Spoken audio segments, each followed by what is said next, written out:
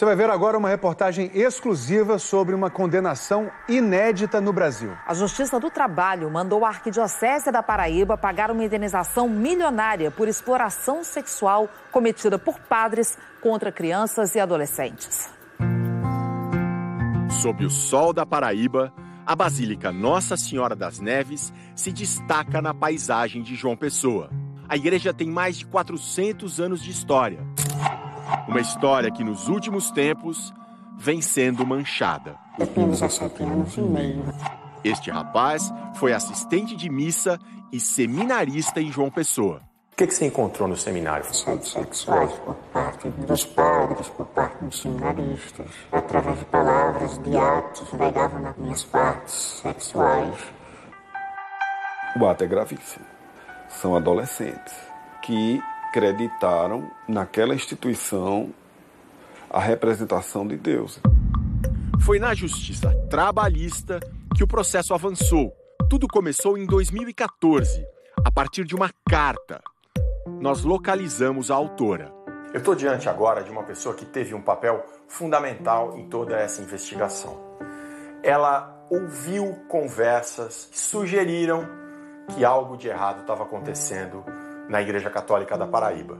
A partir daí ela fez uma carta de denúncia interna na igreja. A carta foi divulgada, resultou numa investigação e hoje nós estamos nessa situação atual. Por que a senhora decidiu fazer a carta? Não aguentei mais diante de tanta coisa e eu terminei tendo essa vontade de fazer tudo isso. A senhora era amiga de jovens homossexuais frequentadores da igreja. Isso, a gente saía sempre. Nessa saída nossa, aí começou surgindo conversas que não estavam me agradando. Tipo o quê? Apelidos muito feios com padres da nossa igreja. Louca da diocese, Monja Vanessa. Ela contou tudo para um padre de confiança. Ele foi quem redigiu a carta e disse que essa carta ia ficar dentro da igreja. Mas o texto vazou, virou notícia. O que foi apurado foi de que havia um grupo de sacerdotes, de forma habitual, que pagavam por sexo a flanelinhas, a coroinhas e também a seminaristas.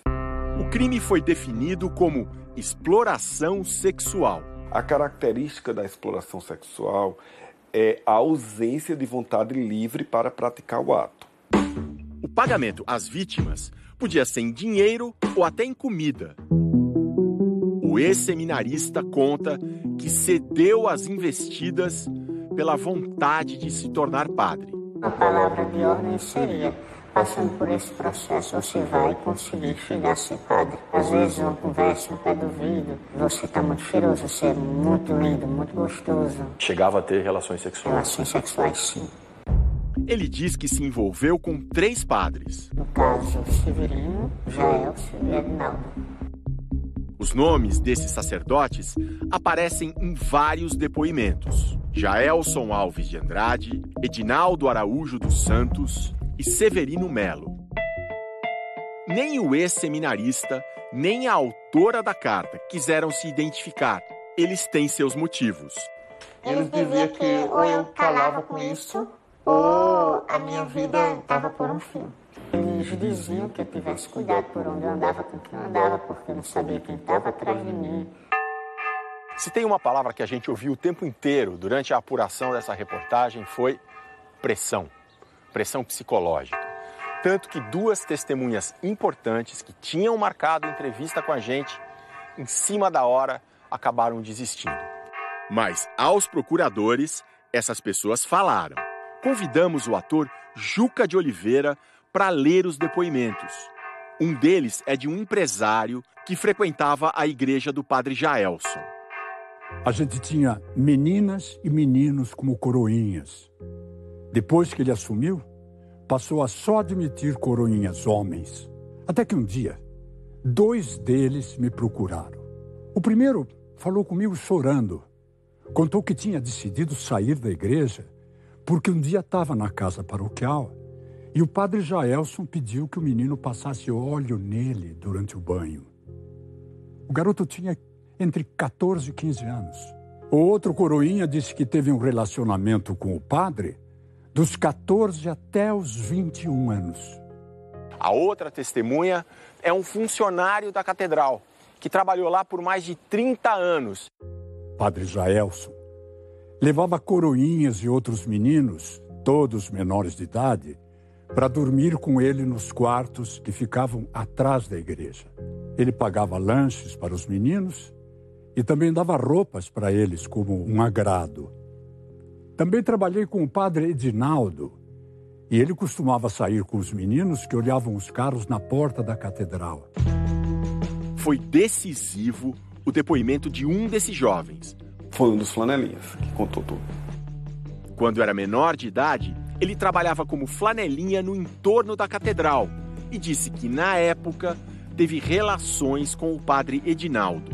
Mas o flanelinha não pôde ver a conclusão do processo. Foi assassinado em dezembro de 2016. Vocês chegaram a investigar uma possibilidade de queima de arquivo? Não foi nada comprovado que teria sido uma queima de arquivo. O ex-funcionário citou também um quarto padre, Rui da Silva Braga. O padre Rui também levava meninos para a casa dele. E há mais. Segundo o Ministério Público, havia o envolvimento direto do então arcebispo, Dom Aldo Pagotto. Ele chegou a realmente passar a mão no meu peito e dizer: por que não aproveitamos que estamos aqui nós dois e vamos realizar aquilo que é melhor para nós dois. Na justiça, o ex-seminarista disse que tinha sido só assediado pelo então arcebispo. Mas ao Fantástico, ele foi além. A gente chegou a ter relações sexuais, sim.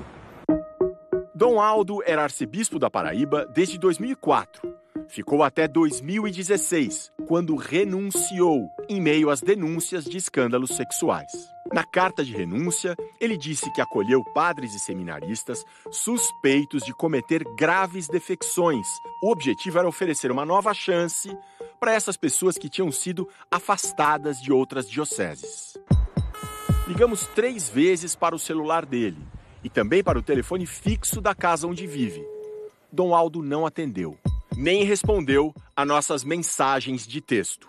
Mandou um e-mail curto. Não participo desse tipo de reportagem.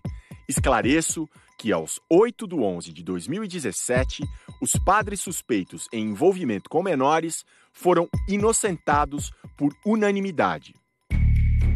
Mas os sacerdotes não foram exatamente inocentados. A data citada por Dom Aldo coincide com o arquivamento do caso na Justiça Comum. O Ministério Público Estadual considerou que os crimes já tinham prescrito. Mas a sua convicção é de que, de fato, os fatos se verificaram, tinha motivo suficiente para a promoção da denúncia crime. Mas vocês ficaram de mãos atadas? Mãos atadas porque havia prescrição. Mas a condenação veio, em novembro passado, na Justiça do Trabalho, por exploração sexual. Indenização de R$12 milhões, 1 milhão para cada ano de Dom Aldo Pagotto à frente da arquidiocese. O dinheiro deve ter uso social. Para Fundo da Infância e da Adolescência e instituições congêneres que trabalham com crianças sexualmente exploradas e atuam na recuperação psicológica, na reinserção social. Procuramos a arquidiocese de João Pessoa, mas ninguém quis dar entrevista. Em nota, a Igreja Católica da Paraíba afirmou apenas que não se manifestará sobre os fatos e aspectos relacionados ao processo judicial, em virtude da tramitação do caso em segredo de justiça.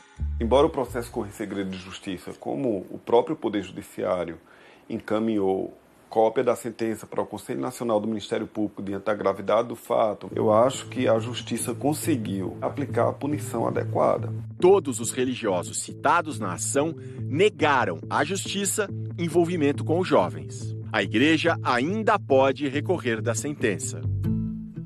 O ex-seminarista, hoje com 27 anos, se formou em Administração e Direito. O que você gostaria que acontecesse com os padres e com o bispo que abusaram de você? Que a justiça realmente fosse feita. Eu sei que eu sou mais um. E a autora da carta de denúncia, que provocou toda a investigação, diz que continua católica, confiando numa igreja que saiba se purificar. Eu queria que a igreja se limpasse. Eu não denunciei a igreja. Eu apenas fiz um pedido de socorro. Essa igreja não merece isso que está acontecendo.